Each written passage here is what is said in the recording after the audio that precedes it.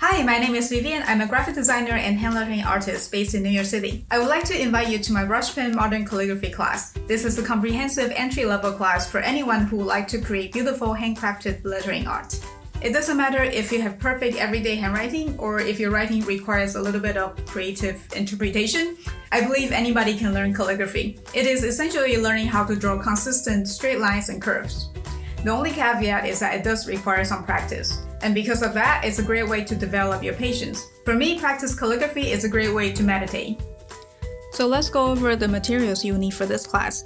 First, you need to print out the worksheet. I've designed this worksheet for you, including a basic stroke page. We're going to practice the basic stroke first, and then several pages of lowercase letters, and then another couple pages for uppercase letters, as well as a model sheet that has all the alphabet and some penguins and also names for you to practice.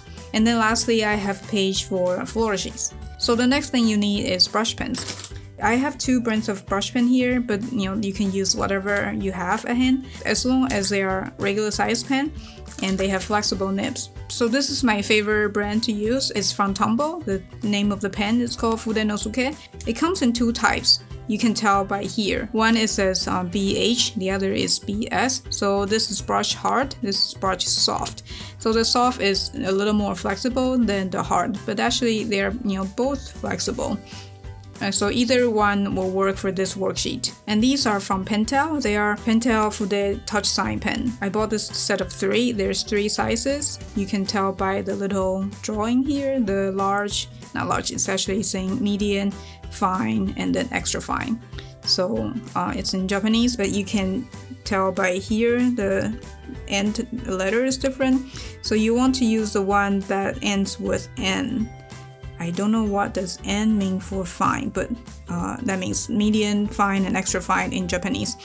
So that kind of makes sense. Here says M is medium, and then I don't know why it's N, but then the extra fine is EF. So both the fine and the extra fine will work for this course. So just make sure you're not getting the large brush pen, like this is large. You don't want something so big. That won't work on this worksheet. So you want something that's more like a regular pen size with a flexible nib. So you can practice directly on the worksheet, but depending on the paper that you are printing your worksheet on, it might be a little rough for these type of pen. So because they are felt tips, so they do get worn off after a while. So I would suggest that you can actually buy a pad of tracing paper to practice with. So tracing paper is like this translucent paper, and it's quite cheap, so it's very good for practicing. So when you lay on top of the worksheet, you can still see the worksheet, and then you can write on the tracing paper. And tracing paper is much more smoother than the regular paper, so your pen will last longer. You can also use vellum paper. This is like an upgrade of tracing paper. Sometimes it's also called a translucent marker paper or a layout bond. Dependent, but mainly what you want to look out for is that they are translucent. So when you lay a worksheet underneath, you can still see through it. So vellum paper or tracing paper, they both work fine. And when we're practicing, make sure you actually tear out the paper. So what I mean is don't just write on the pad, because if you write on this huge pad, then the surface is too soft and it will be a little hard to control your thick and thin strokes. So tear it out of the pad and write on the nice sturdy surface.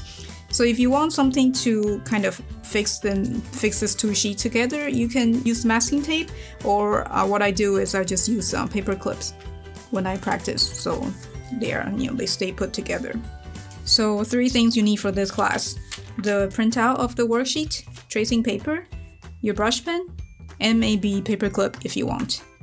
I can't wait to see you in the class! Before we start writing, let's do some warm-up for our neck, shoulder, arms, and wrist. I'm going to show you some of the routines I do, but you can definitely modify it to your liking. So first, we're gonna work on our neck. So let's just do some simple head tilting. You can apply a little pressure.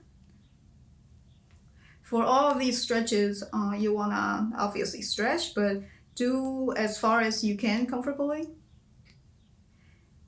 And like I said, do 5 to 10 or even more reps until you feel like your hand and shoulder is good and loose. And then let's turn our head left and right.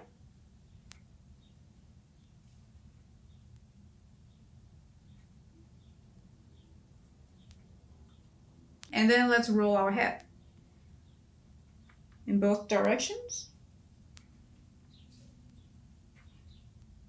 You want to do this slowly to actually get a nice rotation. Now let's warm up our shoulders. So let's do some deltoid stretch.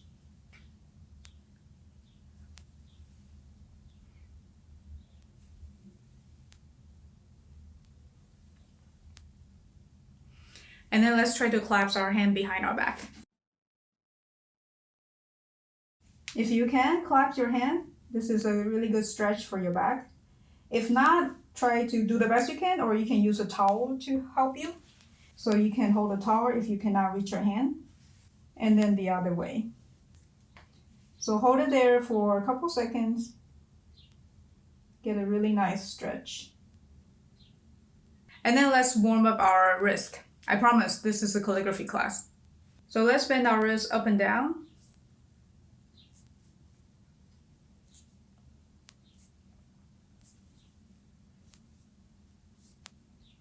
And then next, let's lightly hit our fingertips to each other. This is really good in increasing blood flow to the fingertips. If your fingers are usually cold, this is a really good exercise. And then next, we're gonna lightly hit this part of our hands. So do this.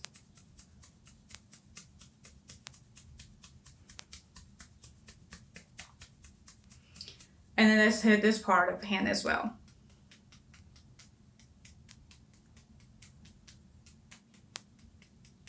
I hope you can already feel the difference, and let's start writing. In this lesson, we're going to talk about some of the typography terminologies that are relevant for this class. First, we have baseline. You can think of it as the horizon line for our writing. Above that is the x height, which is the height of a lowercase x. And that's also the height of a letter, not including ascender and descender. And the top boundary of the x height is what we call waistline. Ascender is the part of a letter that extends above the waistline, and the very top of the ascender is what we call ascender line. In our class, it will also be the cap line, which is the height of our capital uppercase letters. But please note, some typefaces might have different cap line and ascender line. A descender is the part of a letter that descends below the baseline, and the very bottom boundary is the descender line. Stem is the main vertical stroke, and some letters might have double stem, such as the uppercase H. Some letters might have a complete or partially enclosed area, and we call that counter. A bar is the horizontal stroke in characters such as the uppercase A, H, R, and lowercase e, f, and t. Finally, we have swash and flourish. They are strokes extending or replacing a terminal stroke.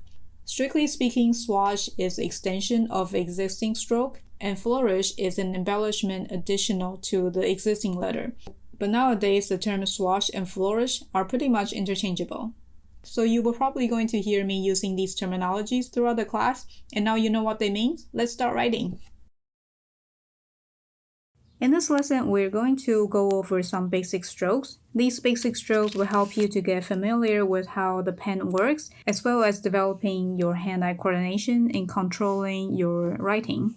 So a very fundamental principle in modern calligraphy is that downstroke is always thick, and we achieve that by applying pressure. And because this pen has flexible tips, so when you apply pressure, your writing stroke gets thicker, and when you release the pressure, you achieve a thin stroke. So the first one is downstroke.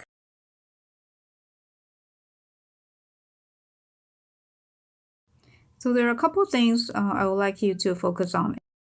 You want to have each stroke parallel to each other. So I have this guide sheet with the angled guidelines, so you can follow those guidelines. And then the second thing is try to have a consistency in the width of your stroke. So even within one stroke, from the very beginning, the very top to the very bottom, trying to make them the same thickness throughout the stroke. Another thing I would like to point out is that calligraphy is really a slow writing art. So do this much slower than your normal writing speed. That way you have a steady hands and as well as just a more consistent writing. And be mindful that when you're writing the stroke, you have intentional start as well as intentional stop. So avoid having a stroke that has way thick top and then very thin bottom. Or really try to start and then stop. Think of it as a full start and a full stop. And now let's move on to the upstroke. So the upstroke is a thin stroke. So you might want to repeat this in the very beginning when you're learning calligraphy. It's downstroke is always thick, upstroke is always thin. Just remember that in, whenever you're writing calligraphy. So upstroke start from the bottom left corner to the top right. And then with very slight curve. So same thing with the downstroke, that you want to have an intentional start and then an intentional end. So a full start and then a full end. Do not just flick your pen, but really do a slow and steady curve.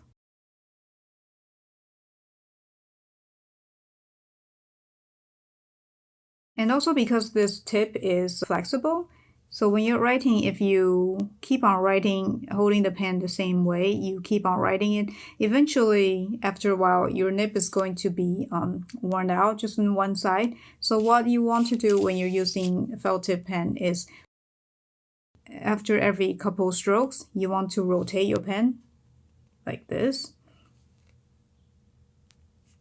Make that a habit, so after a couple strokes, you would just rotate your pen. That way you can always kind of correct the way that the nib is bent.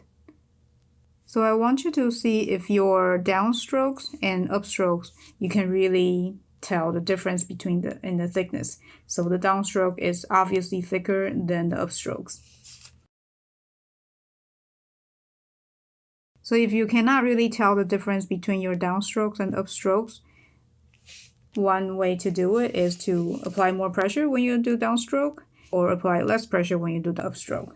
So try to make them quite obvious that one is thick and one is thin. The third one is another upstroke. This time we're curving it in a different curvature. We're curving towards the left.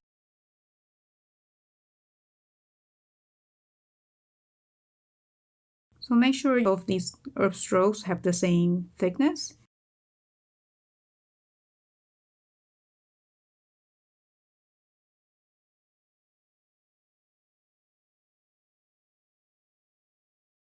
So the good thing about using this tracing paper is that you don't have to keep on printing out the worksheet. You just need to print it once and you can use it as long as you want. Just keep on changing the tracing paper. So now we have all the upstrokes. We're going to combine the thicken and thin into one single strokes. So we're going to do the underturn.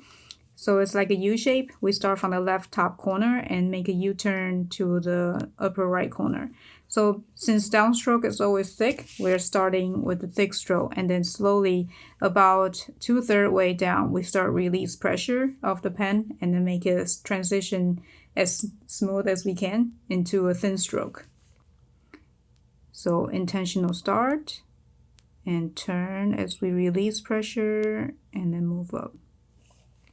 Let's try again. So downstroke thick and upstroke thin.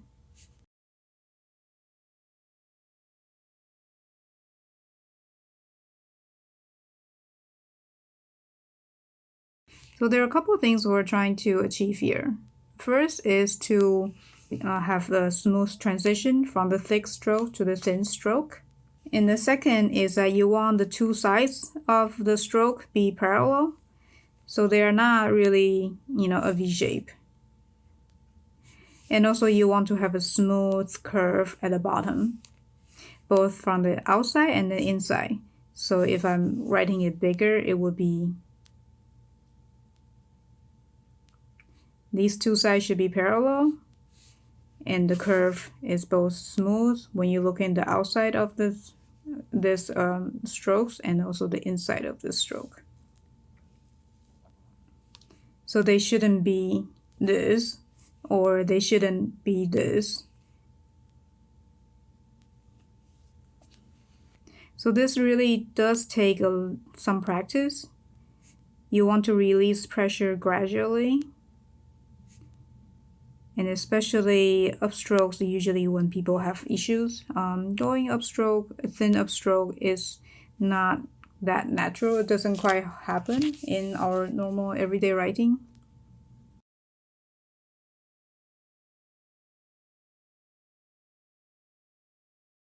So use the guideline as your box.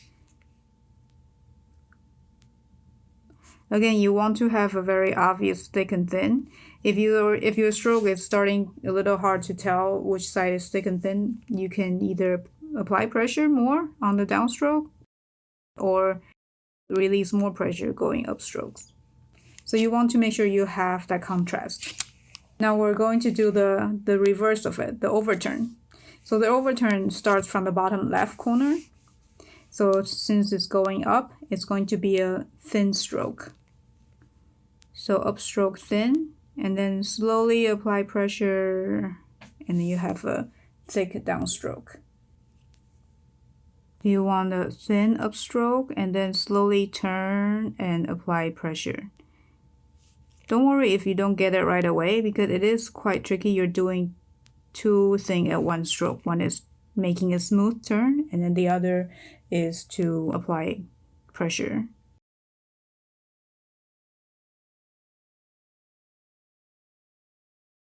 So the same thing, you want to have the two sides of the stroke parallel.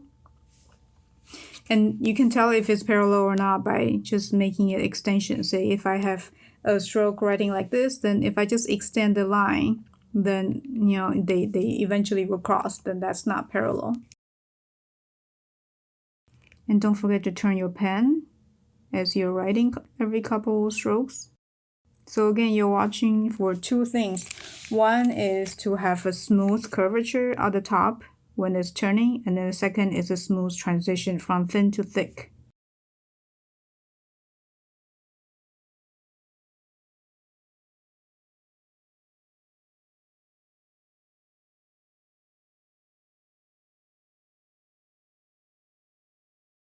Now the next one, we're going to combine both. We're going to do the overturn and then transition into an underturn. So this is like a compound stroke. So again, upstroke is always thin, upstroke thin, and then transition into thick, and then into thin again. Thin, thick, and then thin.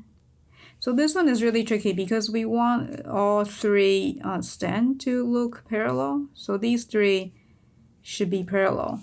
Be careful not to do this because that's, that way you're not doing parallel. So we want three, almost like three lines that are in the same direction. So thin, thick, thin.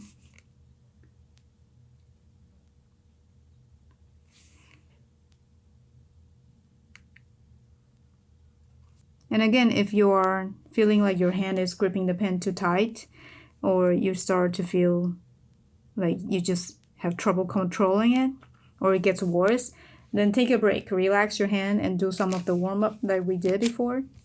And then we're moving on to the ascender. And ascender starts in this X height line, and then making a counterclockwise loop, and then going down to the baseline. So because the starting is an upstroke, so it will be a thin stroke. So starting thin, making a turn, transition into a thick stroke. Once again, we want to have a definite start and a definite end. And in this case, you probably won't see the start, but you definitely see the end. So make sure it's a full stop. Although in real letter, you might not have that full stop, but practicing a full stop just help you to have a better control of your writing.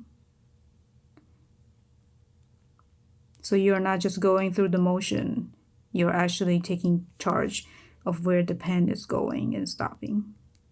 So we want to have an obvious thick and thin. When you're looking at your writing, you know which part is thick, which part is thin.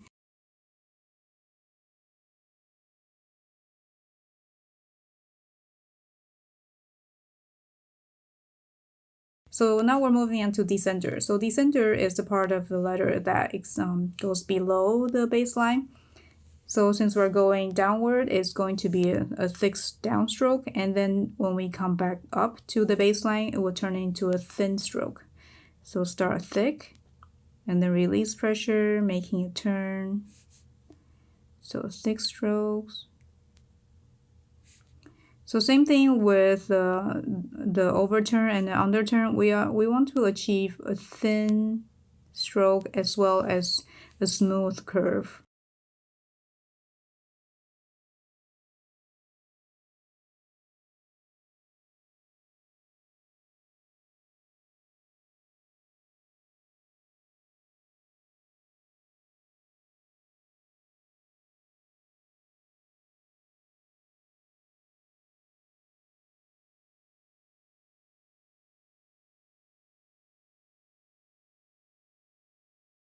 So we're going to do the counterclockwise O shape.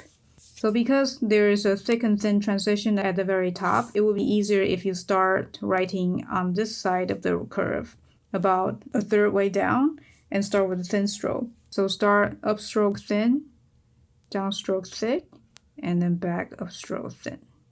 So the reason I want you to start on this corner is when you are starting with the thin and then making a transition into thick, coming back to thin, it's easy to connect the same thin and thin stroke that still maintain a smoothness. But if you start from the very tip, say here you do thick and then you come back thin and you try to connect, you will be having a little more trouble to connecting a thin stroke and a thick strokes together. So it will just be easier if you start from the side. And make sure your curve looks as smooth as you can. So a couple of things to look out is that you want to avoid having like a very pointy end, like this or this. And then again, you want to have an obvious thick and thin, so you can actually quite obviously tell that left side is thicker, right side is thinner. So if this is your absolutely first time to practice these basic strokes, it might be a little frustrating that they all look different. And we are trying to eventually make them look all the same, but it takes time to practice. So don't worry if you're just seeing a bunch of different sides of shape. So now we're going to do the same O shape, but then we're doing a clockwise turn. So still we're starting with thin stroke on the left side, about here, and then making a clockwise turn. So thin, and then thick, and then thin. Thin, thick, thin.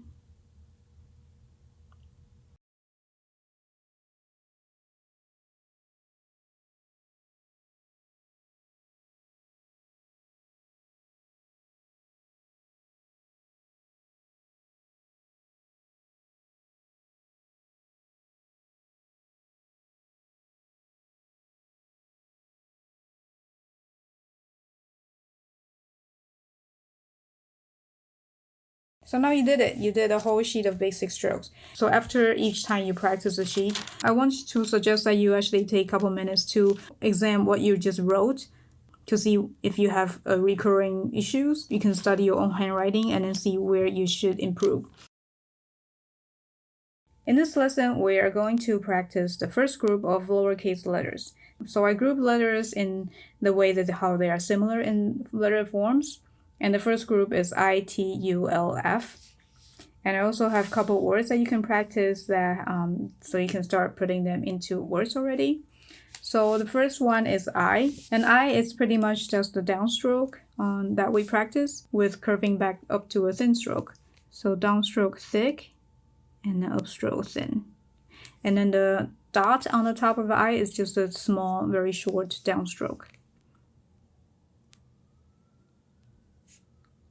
So thick, and then the quick transition there. So there's your I. And then we have a T. So T is essentially just a longer I with the crossbar. So the crossbar is going to be a thin stroke. So let's start with this thick downstroke and then curve up to a thin stroke and then with the crossbar.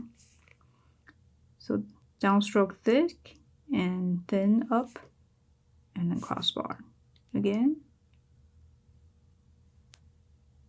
So there's a T.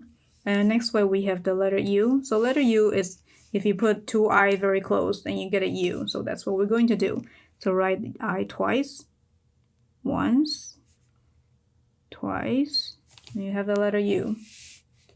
So I actually do like to write them in separate stroke.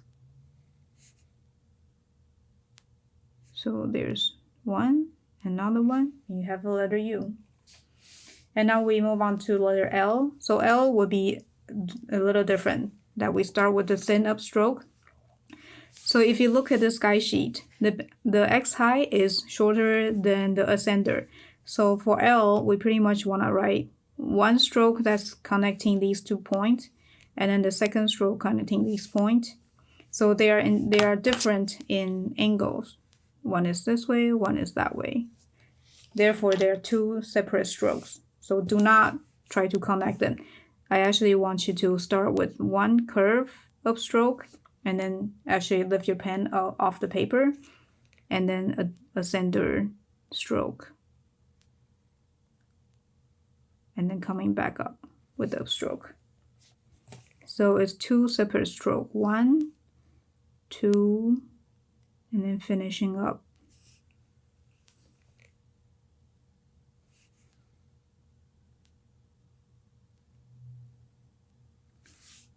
Now next we have the letter F. So F is similar in the L, but then we're extending it. And I actually have two versions of F that you can choose, or you can practice both. So the first one is like a L shape, but then much longer. So same thing, we want two separate stroke. So the entry stroke and then stop. And then upstroke, down thick, and then coming back up thin. So here is a very tight turn, so you might have to go even slower. So once again, upstroke, stop, and then another one.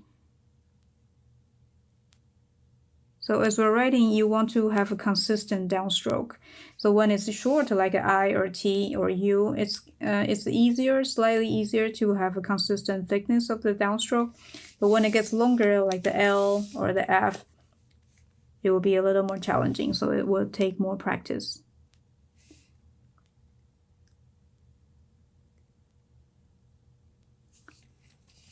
And the second way to write an F, it's starting similar, upstroke, stop, and another ascender. But then here we have almost a full stop, and then we go straight back up and then do a crossbar. So once again, upstroke, downstroke, and then going back up, crossbar. So you can choose either one to practice, and depend on what word you're writing, you might choose one over the other. So there are your first group of letters. Now we can put these letters into words. And the reason why I already put words in the practice sheet is that you can start looking at the spacing. So the main thing we want to see in practicing a word is that you want the space of each letter to be almost the same. What I mean is that the white space between the letters, they want to be similar and consistent throughout the words and the whole paragraph as well. So let's practice the word F, fill.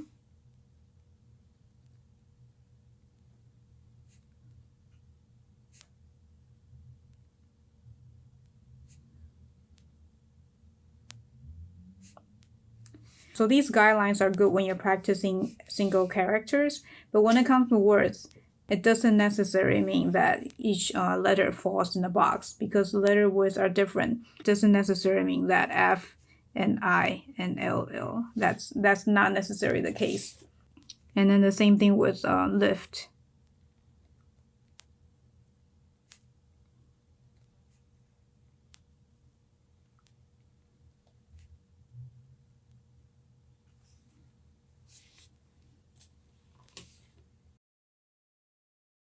Now we're going to practice the second group of lowercase, which are O, C, A, E, D. So these letters all have this oval shape, and I want them to look very similar. That's why I grouped them together. So let's start with O. And O is just like the oval shape we practice in basic stroke. So same thing, start on the right side of the corner of the oval and then make an oval shape.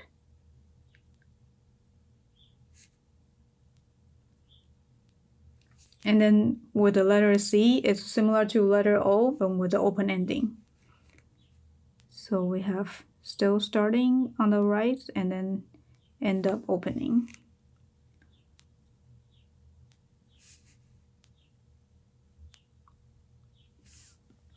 And now with the letter A is really just the letter O and plus the I. So as you can see, we write an O, and then this is the I without the dot. If we combine, then we get the letter A.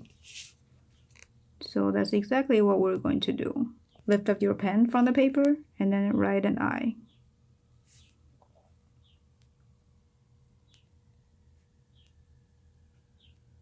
So the two strokes are touching but not overlapping that much. So this is, if you're not touching enough, then I feel like a little loose. But if you touch too much, then your A feels a little squashed.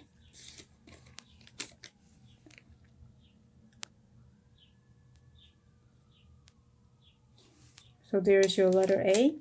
And then now moving on to letter E. E will be similar to a C, except that we start on the left-hand side.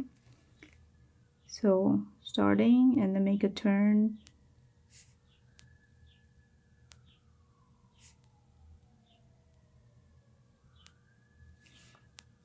And then moving on to letter D. So D will be like a oval shape plus a L, we just practice.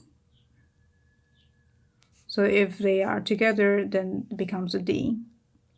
So an oval shape, and then lift up your pen, starting a L. So remember, these are two separate strokes. So similar to the previous group, I also have some words for you to write that you can start practicing putting the letters together. And the first one is cold.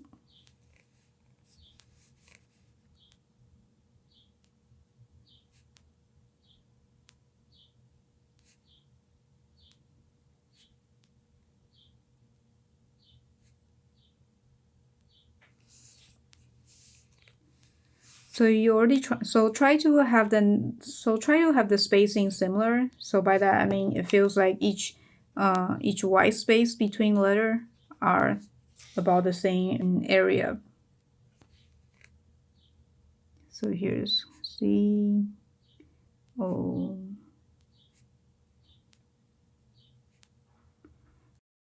So when you're writing these words, you want to see the spacing are consistent, but also, the oval shape, it should look similar as well. And the next word is dad.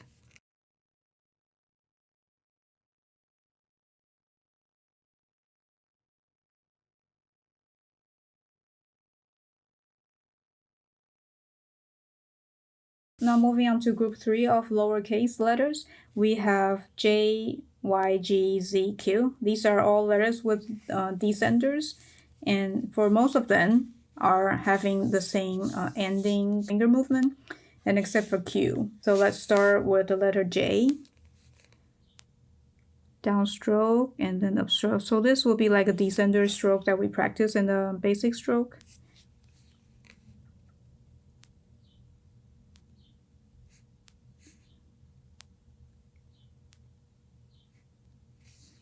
And next one we have letter Y. So Y would be like writing an I plus the J that you just did, and combining they become a Y. So here is Y and stop.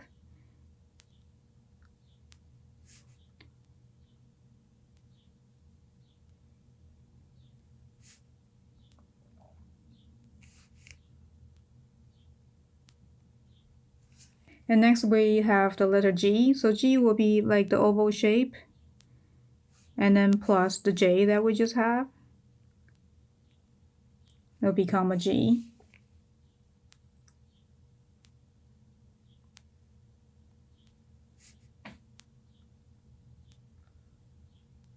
And you can do a little nice and a little swash exit if you want.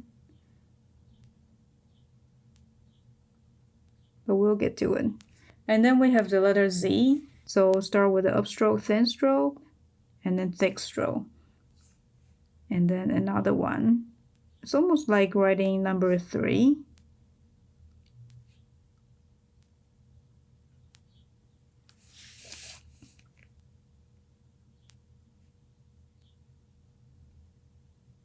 So there goes the Z. Next we have the letter Q. So Q will be like the oval shape, and then plus the bottom half of the F that we practiced. And then when it hit the baseline with the little exit stroke. So in an oval shape. Again, this is a very tight curve again, so you might want to slow down when you first start practicing this letter. So there's the Q. Now you can make up so many words with the 3 group of letter that we practice. I'm sure you can definitely think of many other words to write.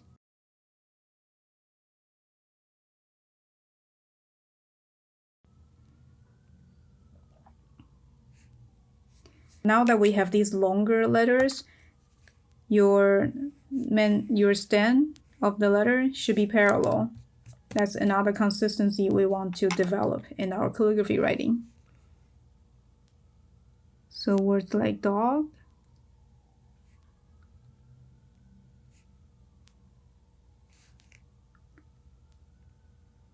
so we want to have the same angle when we're writing these.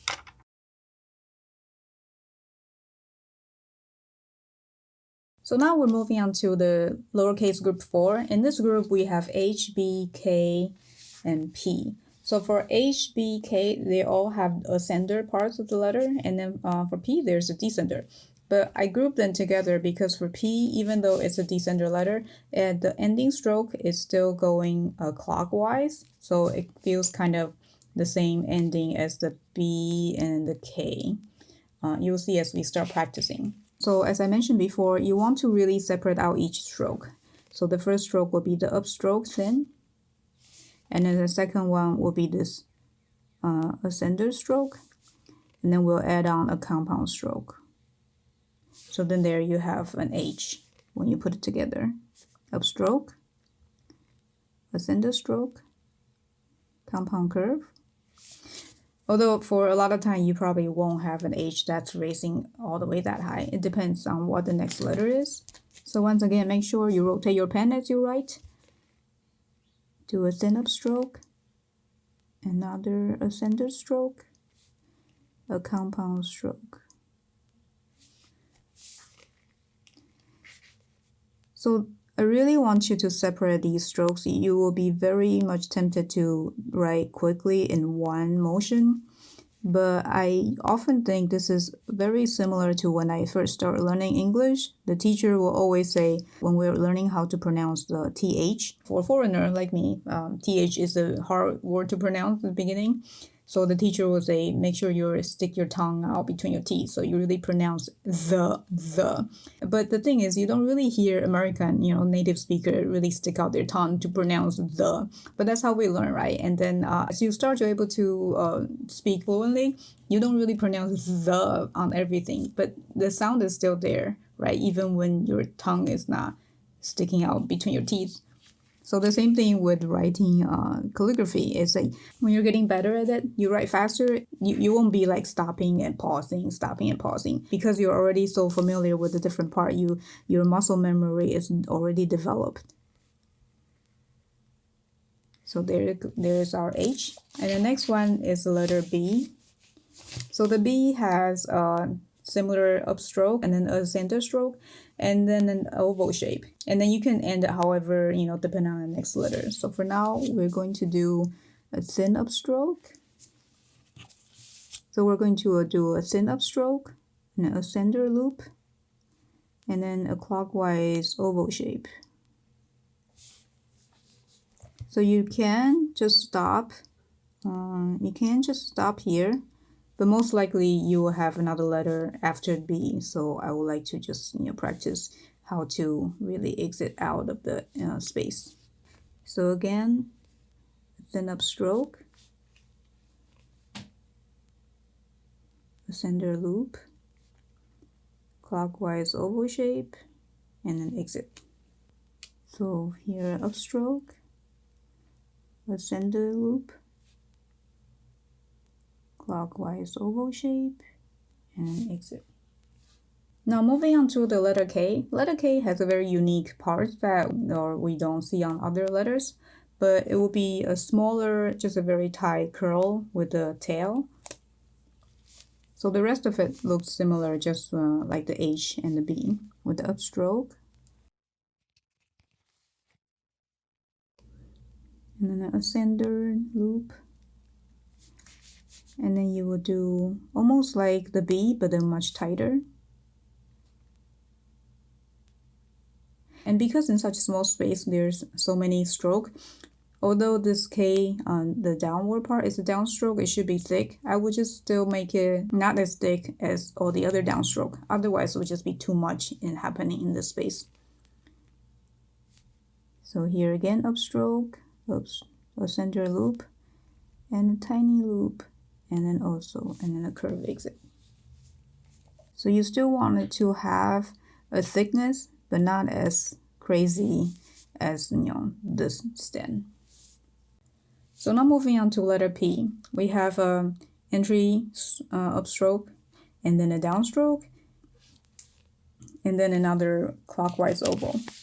So upstroke, downstroke, and you can just do a little trace back before you branch out to make a oval shape. So downstroke, and then oval shape. Upstroke, downstroke, and then oval shape. And of course you can add an exit stroke just like we did with the B. So it will be upstroke, downstroke, tracing back, and then exit.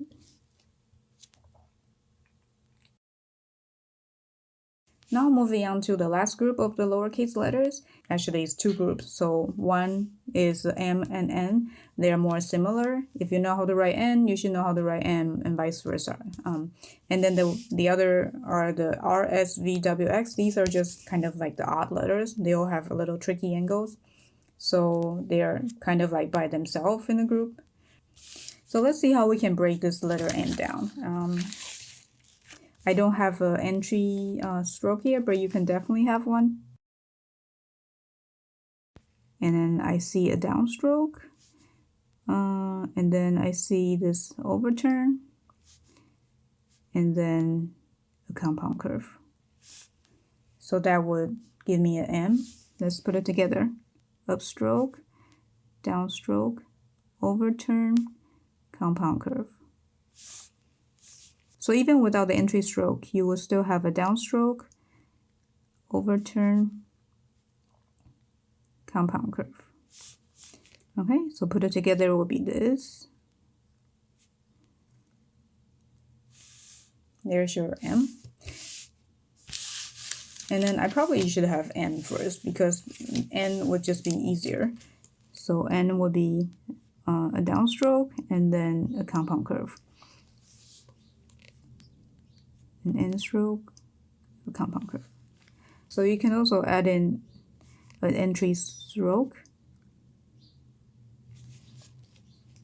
So now let's move on to the letter R. It might look a little different from the rest of the letter, but actually we can break it down. It will be an upstroke, and then a little loop, and then an underturn. So that will be your R. So an upstroke, little loop, and then an underturn. Break it out will be upstroke, and a tiny little loop, and then an underturn. Put it together, upstroke, and a loop. So that's your R. Now let's move on to the letter S. For S, it's really different. It's really unique from the rest of the letters. So you would just have to do an upstroke and then another loop, just like the R. But now for the downstroke, it's almost like a half oval shape, but then all of a sudden changes mind into a upstroke. So oval shape, oh no, I want to be upstroke. So that's how I think of it. So just make sure that your upstroke is thin, downstroke is thick. And it's up to you to have a distinct loop like this one or not so much. But one thing to be on the lookout for is to make sure that your little loop, it actually does go above the X high line. So the line is here, but then that loop is above. Same thing with the R. So you want that to actually go above the X high line. And now with the V and W. So V and W are kind of, they're kind of just like two eyes putting together, except the angle is a little different. So V would just be, it almost look like an eye. So what I would do is actually have either left or right arm to be higher. Instead of a smooth curve, you want it to be a little pointy, but not too pointy, I would say. So a little higher, and then do this. So try these variation when you're writing. And I think V is a letter that if you just write it by itself, it's really hard to tell what it is. That's why I put on some words down below that you can practice. And then the same thing with the W. So I would say instead of an underturn that's very smooth, this will be a pointy one. So entry stroke and then two pointy underturn. So like I said, the V and the W by itself, they don't look quite right, but the best way to practice is to actually write some words in it. But before that, we're going to try to write this X. So X again is a very unique letter. It's nothing like it. So one would be almost like a hook that you're drawing, or some sort of shower curtain hook. And then for this left stroke, because it's a thin stroke, so we wanted to do it from bottom left to top right. Yeah. And the reason is that we really want to make sure to remember that downstroke is always thick, upstroke is always thin. So every time you see a thin stroke, it should most of the time be an upstroke. So once again, a sideway hook, and then an upstroke. So when you're connecting X with another letter, this will be the entry source. So if I'm writing exit, it will be E, and then turning into this hook, and then turn into I, and then a T. And then I'll finish this at the end. So it'll be exit. So now let's try to write these letters. So movie, view, vision. So here I have M-O-V-I-E.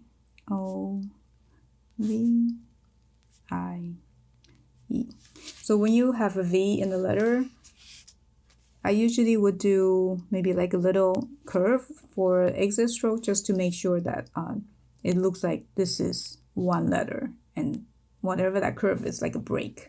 Then we have view.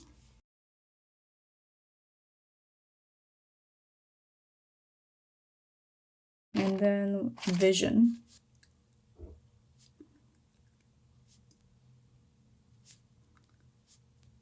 So here the way I exit S is by doing exit stroke under the letter, but you can also do one that's like this, like how we practice, and that would make it look like V-I.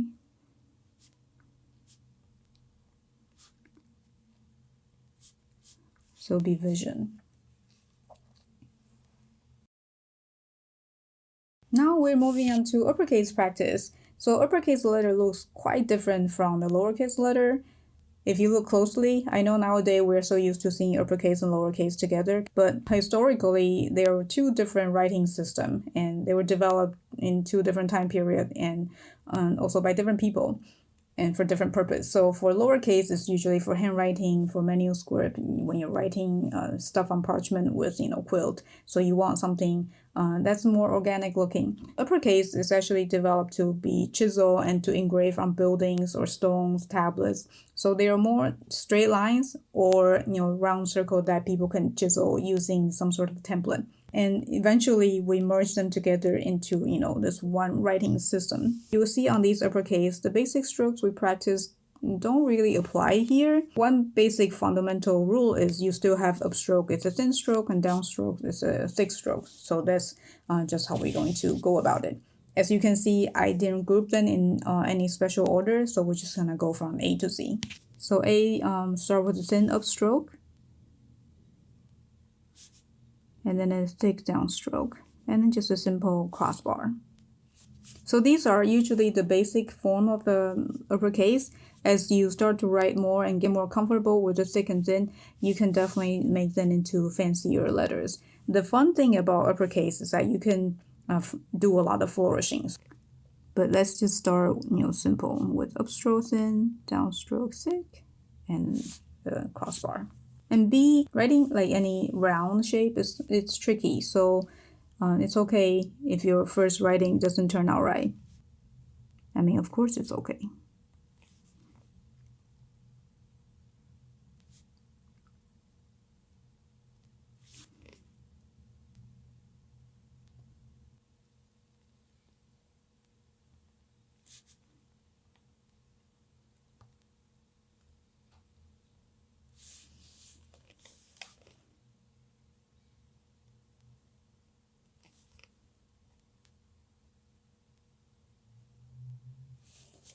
So for C, we have just a very curly letters.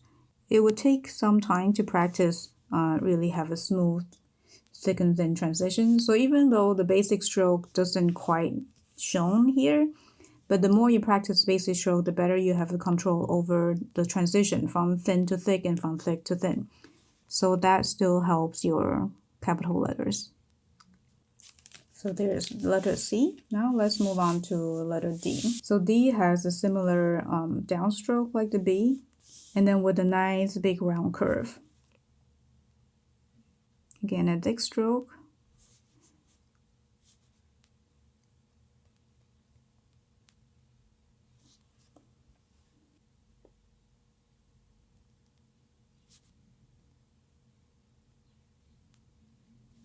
There's our D. And then with the E, it's almost writing two oval shape, a counterclockwise oval shape.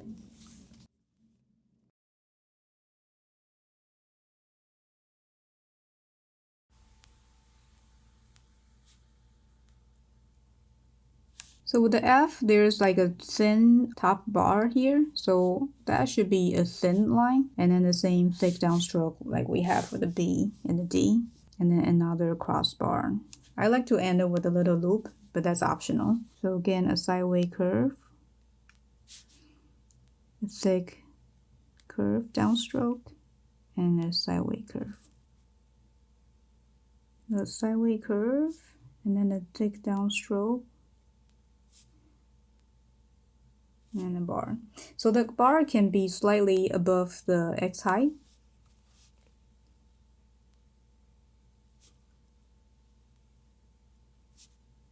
And with a lot of these uppercase letter, you can go a little taller, a little lower, however you think it fits your composition later on. And now moving on to G. So G actually goes below the baseline. And I know there are several ways to write G, so this is just one way that I'm showing you here. So a nice oval shape. It's like writing a lowercase g, but just write it bigger. And you can try other ways. You can do this with even taller and then with a crossbar if you want it to look more like a G. Or another way to write G would be cursive writing G. This is also another G. So for H, there's two parallel downstroke. So that would follow the angle, the slant of the sky sheet. And you make a big loop, come back down. And you can add a little straight line to make it look like this is one letter instead of you're writing a J and a C. So this just make it look like, oh, this is one H. So another downstroke.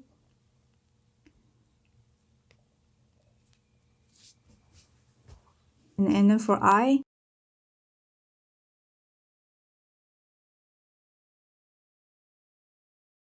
so you can do the I like I have here this way, or you can do a very obvious I like this. So that's also another way you can do I. And now we're writing J, so we'll have a fancier upstroke and then a taller downstroke. So that would be a J.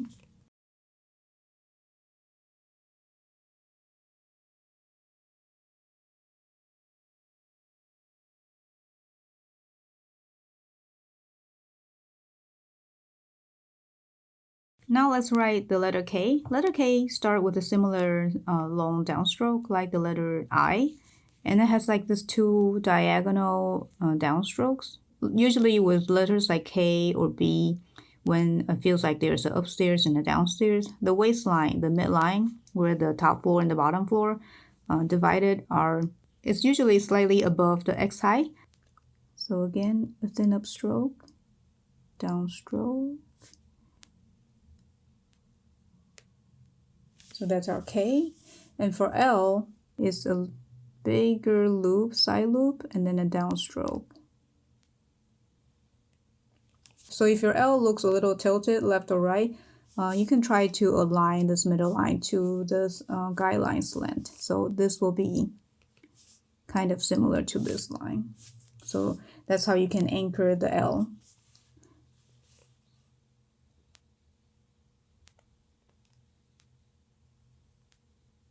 So again, we have a side loop and then almost writing like an infinity loop. And now for the M, M has an entry upstroke like the A, and then we have two downstroke. That's in kind of the opposite of the guideline here. I think M has a lot of potential to be very fancy and very different. So you can try in different ways to write your M. You can do it like this, or you can do it like what I have. I have one side that has like a slight curve, and then the other side is a different curve, and then bending down. So that's another look. Like here, these two are almost parallel, and even here are parallel, right? But then on this version, there's like nothing is parallel. So that still works. So you can try different ways to writing your M. I think sometimes you can just write a lowercase m, but write it bigger. That can also, be a way to write your uppercase. So that would also be fine. So whichever you find is easier and fits your composition, you can, go for it. And now with the N, it's another upstroke just like the A. It's almost just writing, this part of the M. So another downstroke and then upstroke. And of course, you can also do like this one. You can just write a bigger lowercase n. That, I think, sometimes also works.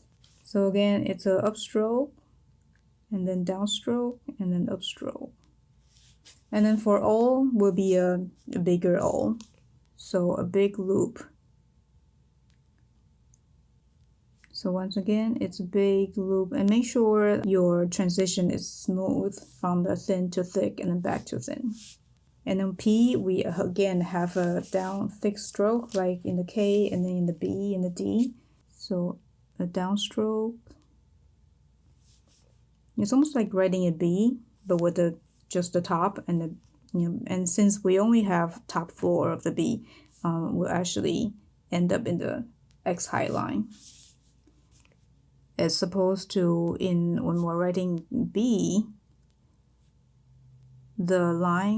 the waistline is actually above X height, but then here we have the X height just about where the P, the part of the curve of the P lands. So again, a downstroke, and then a P. So for P, you can actually extend your downstroke below the baseline, sometimes depending on your composition. So for the uppercase Q, you can write just like the O and then with a little tail. But I actually like to do it a clockwise oval shape because then it gives a very natural exit stroke that would be the tail of the Q. Almost like writing a number 2.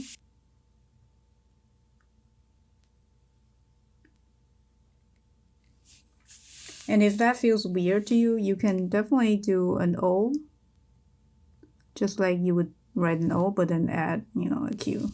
I think that's also fine. Now we're going to do R. So a downstroke, and then with the top curve, and then with the compound curve. So that would give you an R. The downstroke, a curve, and then an R. You don't necessarily have to do this upstroke part of the compound curve. So you can do a downstroke, an oval, and then start to like a halfway, kind of like that. Now we're moving on to the letter S. S is just how to make a smooth curve. It just takes practice. I don't know what else to say. Sorry. But you do want to make sure that your S still look like they are slanting just like all the rest of the letter. So, that would be too upright. That would be too tilted. So make sure that your S curve looks like they are leaning just about the same angle as the rest of your letters.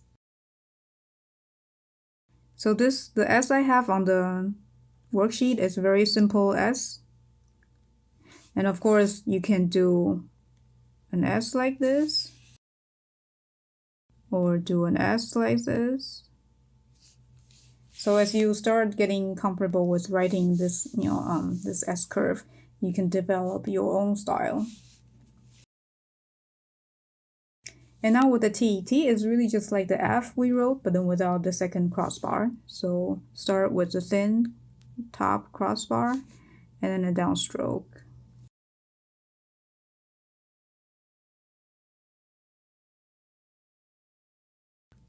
So there's your T. And now moving on to the letter U. U is like a huge compound curve with a downstroke. So a really big compound curve, and then a smaller underturn. Really big compound curve, and then an underturn. So for letter V, V and W are again the two oddballs. But the good news is if you know how to write V, you know how to write W. So we start with a thin upstroke and then a thick downstroke. But then this time we want it to be perpendicular to this baseline. So something like this. So let's do it again. A thin upstroke, and then sort of a straight line, and then another angle out. So there you have the V. Once you got the angle right, you can add a slight, curvature to this downstroke. So I would do a thin upstroke, and then just a slight bend, a very, very slight S curve of this stroke, and then another upstroke, like a large thin upstroke. So again, a thin upstroke, and then a very lightly curved downstroke, and then a large thin upstroke. So now we just need to repeat this again for the letter V. So a thin upstroke, and almost, a straight downstroke. And this time we want to squish this V a little bit. So we do a narrower upstroke, and then another downstroke, and then there. So in essence, these two lines are kind of parallel, and these two are parallel. So we have upstroke thin, slight bend downstroke, and then an upstroke thin, slight bend downstroke, and then another upstroke. So because now we're writing everything in slanted angle, so it's hard to tell that actually these two are almost perpendicular to the baseline. Now let's do X. So X is just on its own. So now let's do that for X. We're pretty much wanting to write the diagonal line between these boxes. You can make it thinner, but if you at first you might want to just stick with 3, or you can do 2.5, something like here, and then do this. So if I want to have X filling this space, I will start with a nice curve, sideways S, and then do an upstroke this way. So you can have your upstroke curve this way, or you can do it this way. I think either one looks fine. It's really just to your liking. So again, we're doing modern calligraphy. It's a lot more less restricting than traditional calligraphy. There. So there's your X. And now we have the last two letters, the letter Y. Y is kind of like the letter G, uppercase G, that we're going to go below the baseline a little bit. So it's just like a large version of Y. So there is your compound curve, and then a nice big Y. You can do the swash or don't do the swash. It depends on where you are in your writing, composition-wise. You can make it even bigger if you're writing something really fancy. And then now with the letter Z, you can do a large lowercase z. That's okay. I've seen people do that. Or what I have on the guide sheet is a more angled, modified z with a acute angle. Honestly, I don't think when was the last time I read the uppercase Z. I can only imagine maybe you're writing like invitations or place card that someone, like Zach, you're writing a name and then start with a Z. So there's your Z. So that's all our uppercase letter. In this lesson, I'm going to show you some tips on improving your calligraphy. I do believe calligraphy takes a lot of practice to get better, and I do believe that everybody can be good at writing calligraphy as long as you put in enough time to practice. But here I'm going to show you some tips, so when you practice, you can actually examine and critique your own writing, and therefore you know how to improve. So it's very important in calligraphy to have consistency, and by that I mean in 4 areas. Consistency in your stroke width, consistency in the size, and consistency in the slant, and consistency in spacing. So what I mean by stroke, meaning the thick and the thin, of course. So all your thick stroke and thin stroke should be almost the same. And obviously we're not robots, so it's not going to be exact the same. But your downstroke, all the down thick strokes should look, the same thickness. So a way to examine that whether your downstrokes are consistent in stroke width is just to write a whole bunch of them and then see if they all look, similar. And you don't have to take a ruler to measure, but just by eyeballing, you can see the thick should be similar. So if you have some really thick, some sort of thick, and then some are like in between, then that wouldn't be, that's much thinner than that, and that's actually not quite the same, so that wouldn't be as good. One way to practice is just to, take your basic stroke and practice the thick and the simple downstroke. And not only you can do the short downstroke, you can also do the taller downstroke. This is very helpful when you're writing bigger words or if you're writing capital letters. So they should look all almost the same thickness. You don't want one is very thick and then one is, sort of thick and then one is in between or one is thick again. So try to get them to look all the same. And the same thing would apply to upstroke. So your upstroke should all be equally thin.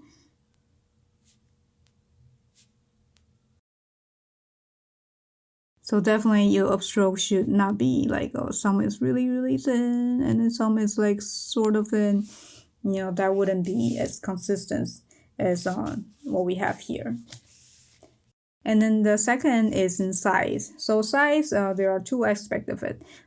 Size is definitely, there's width and then there's height of a letter. So for the width, we want most of the letter that should be in the same size should be the same size. And by that, I mean, when we practice the lowercase letter, I group them together. So the I and then L, they should all have the same size width-wise.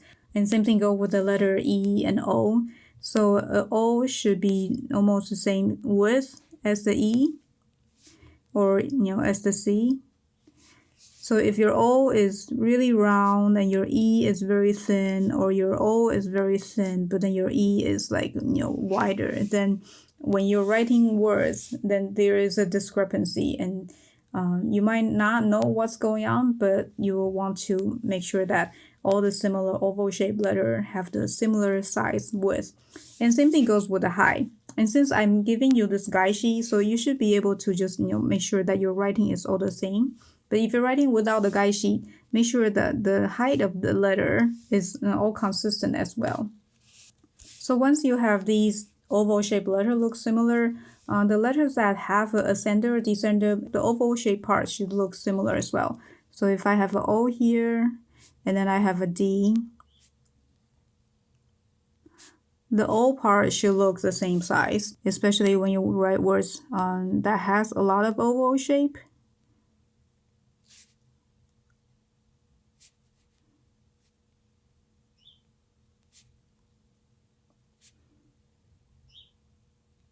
Like the word good. So you want all your oval shape to be, similar. If I color this oval shape, they should all, look like, oh, they're the similar size. And then so for the height of the letter, be mindful of the letter R and S. Like I mentioned when we practice, you want this little loop to be above the X height line. Otherwise, it will look a lot smaller because they're already taking less space. And if you don't have that loop extend above the X height, your letter will look even shorter than the rest of the alphabet. And the third consistency I want to talk about is in slant. So these guide sheet that I made for you, they are in a 75-degree angle. And if you're writing traditional calligraphy such as copperplate, you will be doing in 55-degree angle. And in Spencerian, I believe it's 52-degree angle. Those are a very defined guideline for writing traditional calligraphy. But we're doing modern calligraphy, so you can adjust that to your liking. And I have these made in 75 degrees. Sometimes I also write in 85. So it's really up to you, but I would suggest that you get used to one style before you change the angles a lot. So if this is the only guide sheet you have, then stick with it. Just use it until you're very comfortable. I heard the calligraphy master said that if you're writing calligraphy, if you want to be good at it, get really accurate at the angle. And so even when you're writing without a guideline, you can just draw a line, knowing that it's a 55 degree if you're writing copperplate. So that's very, high standard to achieve, I know. But with this guideline, if you always practice with the guideline, sooner than later, you will be writing quite consistent slant. So when we're writing, we want to have a consistent slant in throughout the writing. And one way to practice that is to just kind of like what we practiced previously for the stroke. But this time we can do it alternating. We can do a short one and a long one, and one that's above, one that's below, kind of alternating. So you want to make sure that, it doesn't matter you're doing ascender, descender, or, just X height, they all have the same angle. And then when you're writing letters with ascender, descender, such as D, you want to have letters that you kind of see the tangent line of these curves. They are parallel and then they are following the guideline. So if your oval shape is too straight, but then your center curve is slanted, then there is, this is more like a straight upright oval shape, but then your stand is a little angle. Then there's a discrepancy in the slant there. So the same thing with letter G or, P or Q. These two tangent lines should be parallel. You can practice only the letters that have ascender and descender. So that would be letters such as B.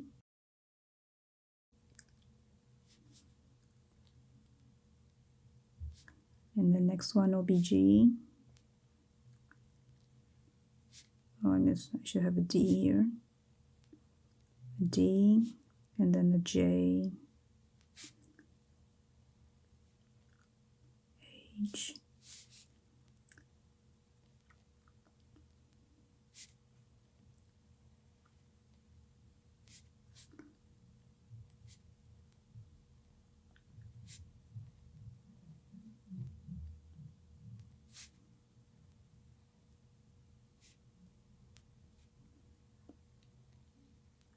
So whether the stem is going up or below, they should all have very consistent angle.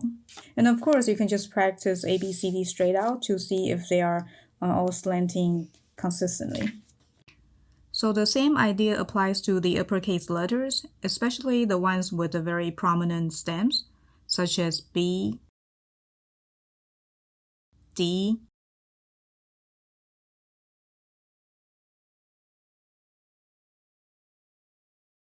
F,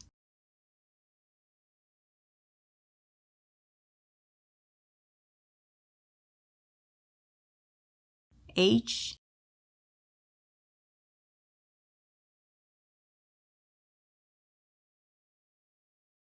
I, J, K,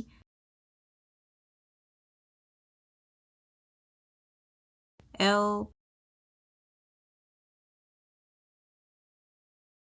P,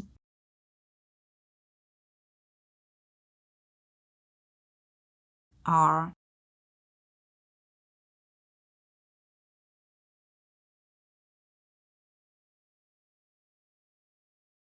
and T. So when we're writing the uppercase letters, the main stem should also have a very consistent slant. Now let's talk about consistency in letter spacing. This is probably one of the trickier ones. And let's start with a word that's very easy to space out evenly. That would be the word minimum.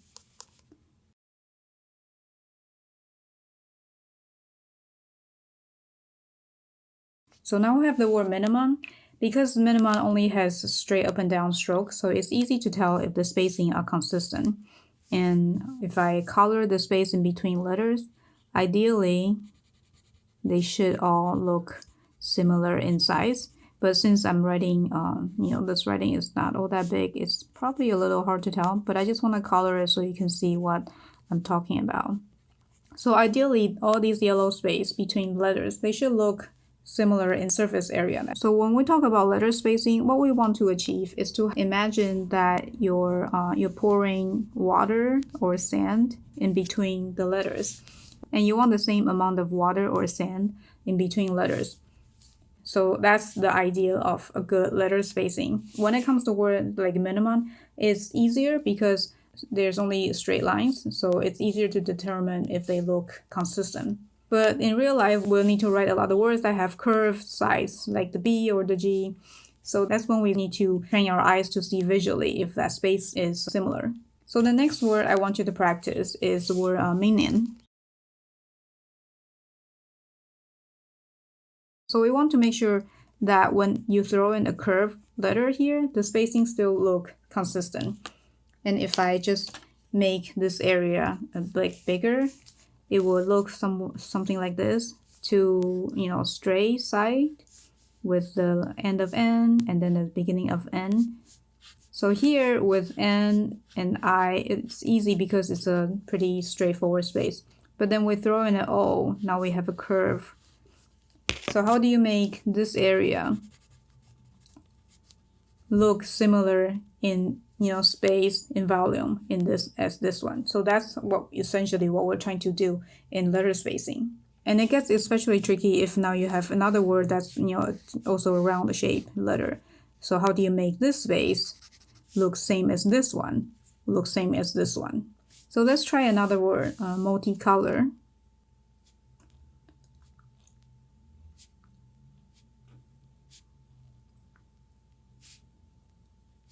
So with multicolor, it's now we not only have straight space, but straight and curve, curve and curve, curve and straight. So this would be a good word to practice your letter spacing.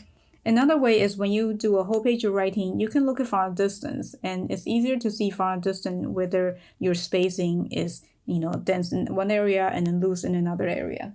So if letter spacing is something that you are having trouble with, I would point you to a blog post I wrote. It has a lot of tips and tricks on how to correct your letter spacing. You can find the link on the resource page in your workbook. In this lesson, we're going to talk about flourishing. I'm going to show you some simple way to get you started using flourish in your lettering. So the first one is a sideways S shape, second one is curls, and then third one is infinity loops, and then the fourth one is pretzels. So when we're doing flourishing, even though there is upstroke and downstroke, we want to minimize the thickness of the downstroke. So there is some thickness variation, but the downstroke should not be as thick as the main letter. And I have a few examples here. So flourishing can totally go way beyond the bottom line of the grid or way above the cap height. So let's start with the sideways S shape. Again, this should be all very light and thin. If you find yourself not able to create a smooth curve, try to start using a pencil. If you can write a relatively smooth curve, then you can move on to a brush pen. So first, try not to worry too much about the thick and thin. Once you are comfortable creating a smooth curve on either side, then you can add a slight pressure to it. So there is a slight variation of thick and thin, but not too crazy. And for the curl, we also want to have a smooth curve on anywhere, pretty much. So you can do one loop or do several loops. So make sure they all have very smooth transition. Once you're comfortable with doing this telephone wire curls, you can add a little pressure to it. And then the third one we have is the infinity loop or the figure 8. Try to have a very thin line throughout, and then once you're comfortable with that, you can add a little pressure when it's in downstroke. So we really want to have smooth curve. And with the infinity loop, you can also try to do multiple, so it will be something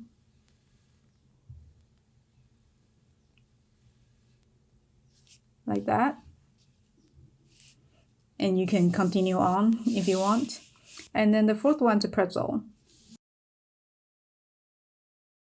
So again, make sure you already have a very smooth curve in every, possible way before you add on any pressure. So with all of these, they can be added onto your lettering in this orientation or, different orientation depending on how your exit stroke is. So for example, for the letter G,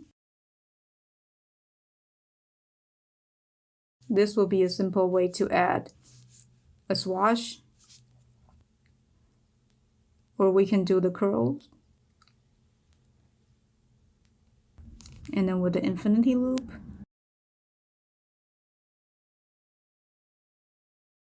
And then if we just extend the infinity loop and end it with the pretzel, we'll have something like this. And if we kind of shift the angle a little bit, we get this.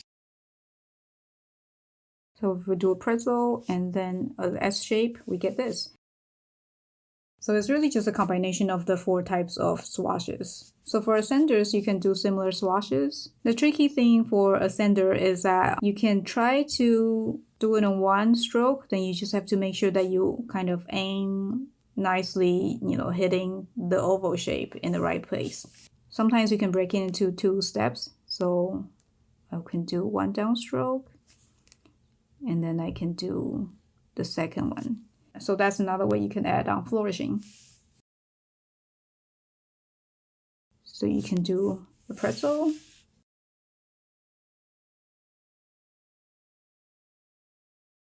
or do upside down infinity loop.